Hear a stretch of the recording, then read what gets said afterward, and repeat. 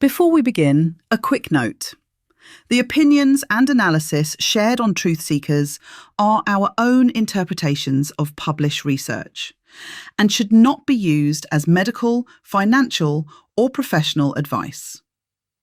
Always consult qualified professionals for decisions affecting your health or well-being. And with that out of the way, welcome to Truth Seekers. I'm Bill Morrison. And I'm Alex Barrett. Today is January 5th, 2026, and we're talking about the mystery mechanism that nobody actually found. Let's get to the truth. Right, so Wegovy and Ozempic, the weight loss drugs everyone's talking about, apparently protect your heart through some mysterious mechanism that has absolutely nothing to do with weight loss. That's the headline that's been everywhere since October. Okay. And it sounds brilliant, doesn't it? Like they've discovered this hidden superpower in the drug. Well, hang on. It's based on a massive study, over 17,000 patients in the Lancet, 4 years of follow-up. They found that only about a third of the heart benefits could be explained by weight loss. 2/3 unexplained. Right. Heart benefits extend beyond weight loss, the British Heart Foundation saying patients got benefits regardless of the amount of weight lost.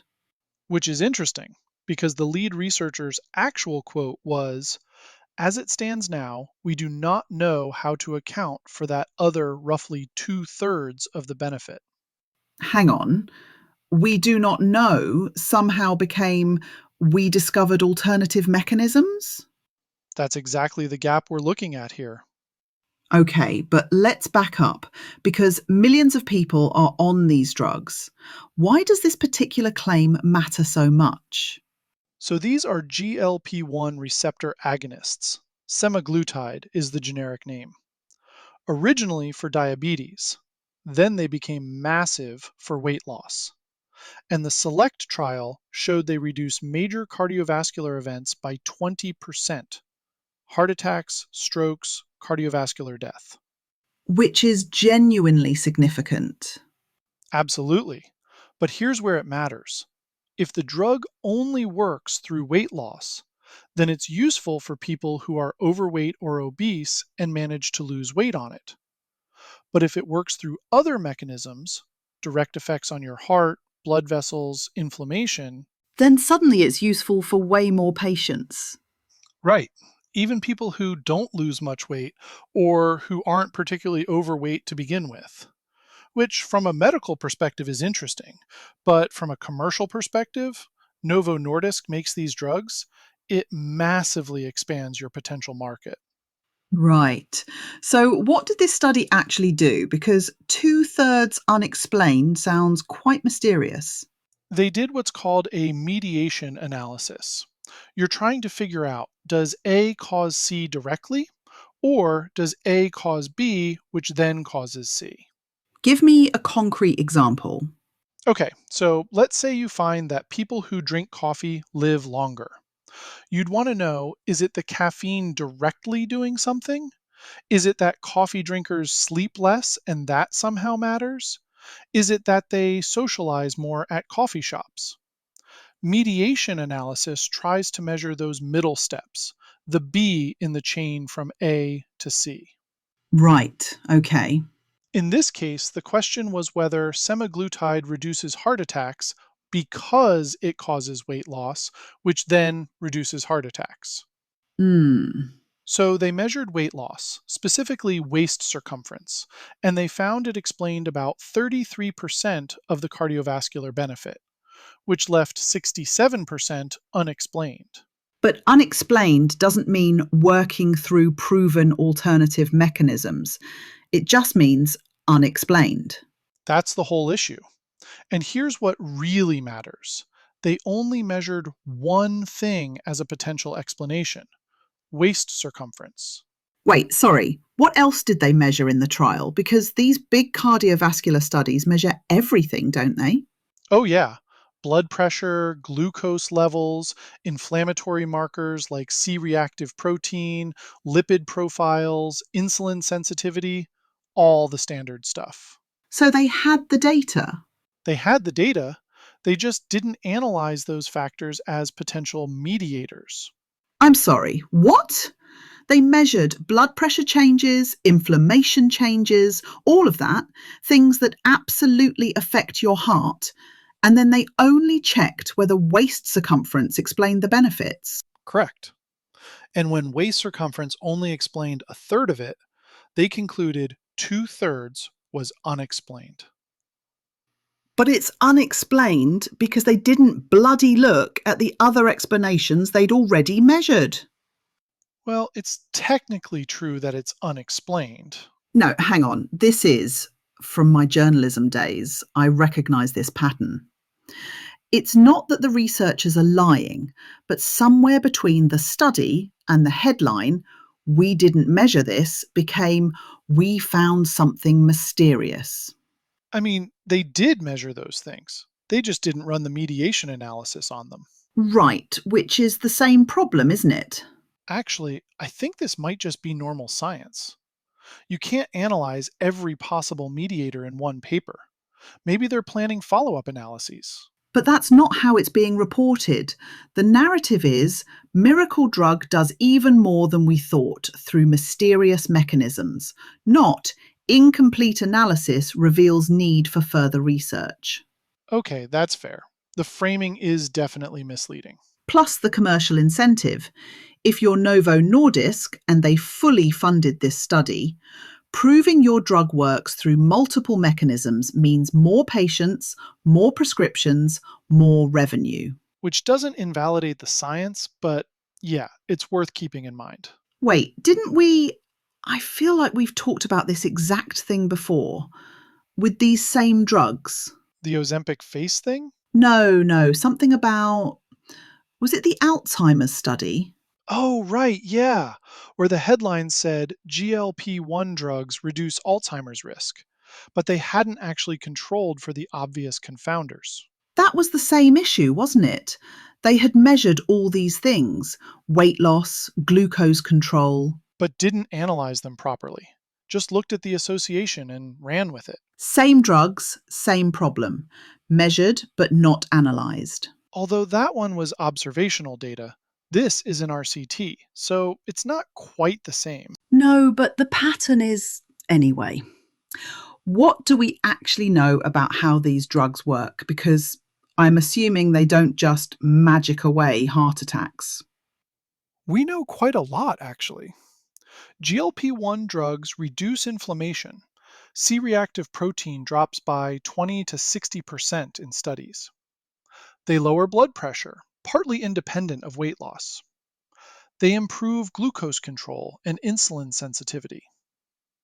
There's evidence they have direct effects on blood vessel lining and heart tissue. So there probably are weight independent mechanisms. Almost certainly. The biology supports it. What this study doesn't do is prove which of those mechanisms explain the benefits they observed, because they didn't test for them. Okay. There's another thing that's interesting here. The cardiovascular benefits showed up really early, within 20 weeks, before patients had lost substantial weight. Which does suggest something beyond just you weigh less, so your heart has less work to do. Exactly. It could be those acute anti inflammatory effects, blood pressure reduction, changes in fluid retention, things that happen quickly. But again, the study didn't analyze those as mediators. This is what drives me spare about health headlines. The underlying reality that these drugs work through multiple pathways, some related to weight loss and some not, is actually more interesting than either extreme. But it doesn't fit into a clean headline. Right. What about the patients in all this? Because if I'm someone with heart disease taking this drug, what am I supposed to do with these headlines? That's the frustrating part. The practical answer doesn't change. If you have cardiovascular disease and obesity, these drugs reduce your risk of heart attacks and strokes by 20%. That's real and important. Whether it's 100% through weight loss or 33% through weight loss and 67% through other pathways is almost a secondary question for patients. Right. But here's why the misleading framing matters. If everyone thinks we've identified the mechanisms, future researchers might not look as hard for the actual answers. Hmm. And patients or doctors might make decisions based on false certainty. Like assuming the drug will work even if you don't lose weight, when we don't actually have evidence for that specific scenario. Or the opposite, thinking you failed if you don't lose much weight, when maybe you're still getting cardiovascular benefits. We just don't know. Okay, so I'm going to push back on something you said earlier. You said this might just be normal science. You can't analyze everything in one paper. Yeah, But this isn't everything. Blood pressure and inflammation are the most obvious cardiovascular mechanisms. It's like when I was covering health stories, if someone published a diet study and only measured weight, but not cholesterol or blood sugar, that's not normal limitations. That's a choice. huh. That's actually a good point. Right? Yeah, when I was doing A/B testing, if we had the data and just didn't look at it, that would be a problem, especially if we then announced we'd found an unexplained effect. Exactly. It's like saying, I measured the water content of this cake and it only explains 30% of why the cake tastes good, without ever measuring the sugar, butter, or eggs. Okay, I'm convinced. This is more than normal limitations. Thank you. So, what should people actually take away from this? That even massive, well designed studies published in top journals can be presented in misleading ways. The gap here isn't in the science itself, it's in the translation from we measured one thing and it doesn't explain everything to we've discovered mysterious alternative mechanisms. And the red flag to watch for is when uncertainty in the research gets turned into certainty in the headlines. The researchers were honest. They don't know what explains the other two-thirds. That should have been the headline. Instead, we got benefits extend beyond weight loss, which implies we know what those other benefits are and how they work. When really what we know is we didn't look hard enough yet, which is fine. That's how science works. You find something interesting, you design follow up studies to investigate the mechanisms. You don't just declare the mystery solved. And for anyone on these medications or considering them, the bottom line is they work for cardiovascular protection. The mechanism story is incomplete, but that doesn't change the clinical benefit. Right.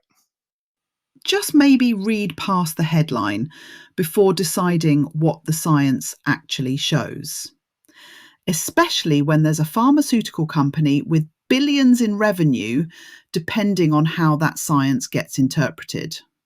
And check whether the unexplained results are unexplained because they're mysterious or unexplained because nobody measured the obvious things. Which in this case, wait, did I say that right? They did measure them. They measured them but didn't analyze them as mediators. Right. So it's not a mystery, it's a methodological choice that got reported as a scientific discovery. That's actually quite good. That's the whole story right there. Thank you. I have my moments. Right. That's all for today's dive into the data. Just remember, everything we've discussed is our interpretation of published research and shouldn't replace professional medical advice. Absolutely. If you're dealing with health or mental concerns, talk to your doctor, not just us data nerds on a podcast. I'm Alex Barrett, And I'm Bill Morrison and we'll see you next time. on Truth Seekers. Until then, question everything. But verify with data.